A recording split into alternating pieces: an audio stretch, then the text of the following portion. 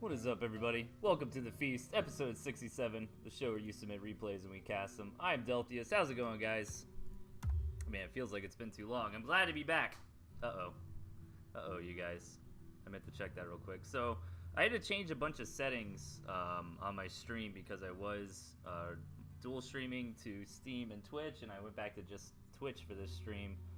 And gentleman in the chat says the stream is locked to 1080p. I hope that's not something on my side. If that is an issue, please let me know, guys. So I apologize. I didn't finish numbering these things, man. I had a little bit of spare time, so I hopped on the ladder and had a lot of fun, and I guess lost track of time. I apologize about that. Give me 1 second, and we will get this going. Okay, so people are saying the volume is low. Alright, fair enough, fair enough. How about if I do this? Is that... Whoa, sorry about that, guys. That should be better, right? I think that should be better.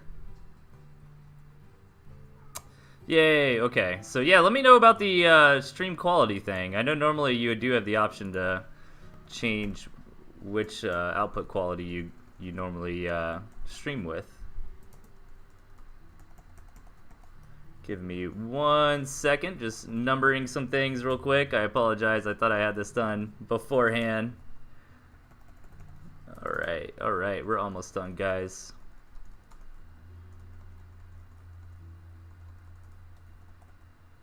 There's only one quality. Yeah, but normally isn't there multiple qualities? See, the thing is, I just had to change a bunch of my OBS settings, so I might have missed something. There we go. That looks better. So yeah, so happy early birthday, America, man. I'm excited for July 4th. It's always fun. I'm glad to have the day off tomorrow. Probably go to the low end for quality. I can mess around with my settings. I might have to restart the stream to do that, though. Let me see. Yeah, just let me know how it is, guys. Okay, yeah, I think I see the issue. The output scaled resolution. I can change that. You know what? I think I can change that real quickly.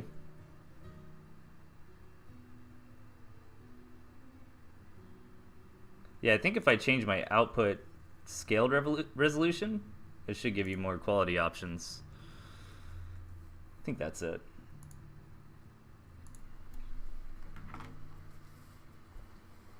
Okay, anyways, guys, let's get started. Without any further ado, let's hop into match number 1. Alright, spawning on the left, we've got Vincent. And his opponent to the right, Bratmo. Man, I've been on that Tooth and Tail mods website a lot lately. I was messing around adding a bunch of new skins in tonight, so I'm hyped for that. I'm disappointed, man. I have a cool new squirrel skin that Red Dino made, but no squirrels this game as we got both players running lizard only, which is kind of risky. If your opponent has toads, you can be caught in a hard spot, but you know, this game they've actually only both got lizard, so it evens out a little bit. And looking at the rest of the selections, we've got boar here for both players. That's going to be really cool to see. And a pretty big mix as far as tier 2 is concerned, so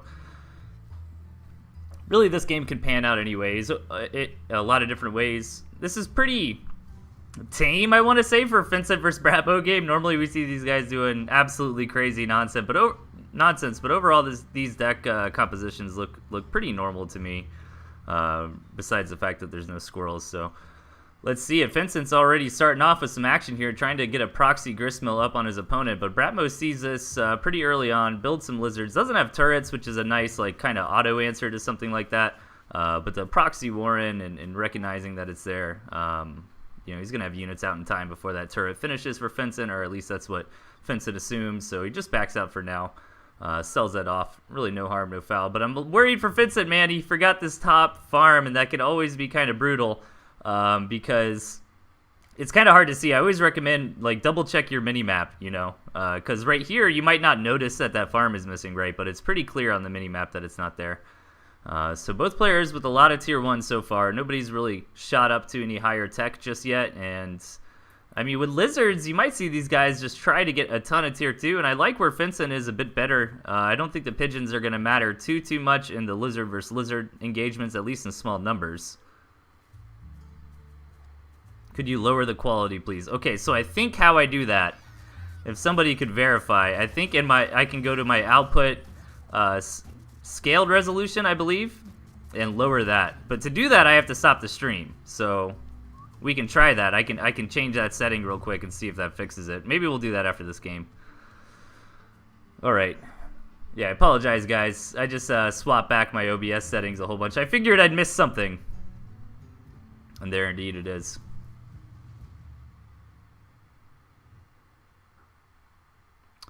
All right, so Bratmo taking that second base, and so is Vincent, and both players just getting up to a lot of tier 1 at the moment, so nothing crazy yet. And looking at the rest of this map, it is actually pretty symmetrical. I think somebody in chat mentioned that. I mean, both players can take a third base that are a bit, more contested towards one another. I mean, arguably you could say this is a fourth base for Vincent, but that's going to be a very difficult fourth base for him to actually take because Bratmo has the ferrets, and it's also just really close to where Bratmo's third would be. And then finally you have the 6 o'clock base, which really either player could claim. But with lizards here, that distance isn't going to be as advantageous as it normally is, right? Like, with slower moving units, it can be a really big deal to try to go down there and attack that. Vincent moving in, and I think it looks like he's got the superior lizard numbers here. And it's going to come down to targeting, and Vincent's doing very well in his targeting, especially for the aggressor, because there's so many different things that the AI could automatically hit. And so it's really, really important to focus fire down your opponents. Vincent doing a really good job thus far, but his units are starting to get weakened, and he's starting to overextend a little bit. I don't think he can hold this Gristmill, but he's going to try. He's got more lizards coming in for reinforcements. But the defender's advantage of Bratmo is pretty strong, and now those pigeons are actually kind of doing something. Healing up lizards in these very, very small numbers is making a little bit of a difference. And yeah, Vincent overextends and has to push back for now. He's going to maybe try to come in for another strike and save this Gristmill. Let's see if it works. I don't think it's going to happen, though. I think Bratmo's going to hold this just fine. And now Vincent's in a very rough spot.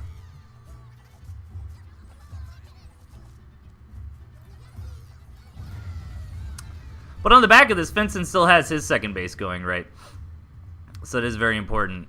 And Bratmo understands how bad he needs this expansion, goes ahead and takes that immediately. And they're backing out for now.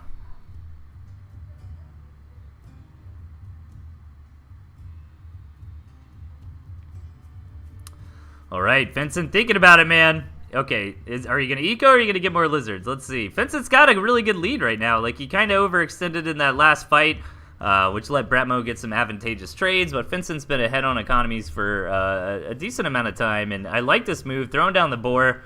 I mean, to be honest, he might have been better off throwing down a lot more lizard warrens and just trying to come in for the kill, especially that Bratmo, kind of rightly so, took a lot of farms on the second base. Like, we just passed the 5-minute mark, right? So you really need to make sure that economy's going. But it is leaving Bratmo vulnerable. He's a little bit lucky that Vincent is going for that quick tier 3 rather than just trying to push in here and in the game. Man, Vincent really wants to get a proxy base here. I don't blame him. Throwing down a couple turrets, having a spot where your units can retreat and heal back up very quickly is definitely good. But this engagement, it's close. But I still think Vincent's okay. He needs to get this boar in production, though. Yeah, he can still up this turret. There you go. Maybe even a warren. Beautiful. And Bratmo now finally throws down his tier 3, but it's significantly behind Vincent's. Vincent's going to have a good opportunity to kind of hit a timing attack when his boar is finished and try to push in here. Bratmo does have a better economy, but the difference is a little bit negligible. It feels like, there was that really big gap where Vincent had the better eco going. So keep that in mind. But slowly, if Bratmo can just kind of keep sneaking in a farm or two every now and then, that's going to be great for him. And Vincent's not slouching on his economy either. Even putting a farm down on this proxy base, which Bratmo hasn't decided he can afford ferrets yet. But once he gets the ferrets, it should make breaking out of this a lot easier. But I don't know if he'll ever really get there, because his boar is almost done here for Vincent.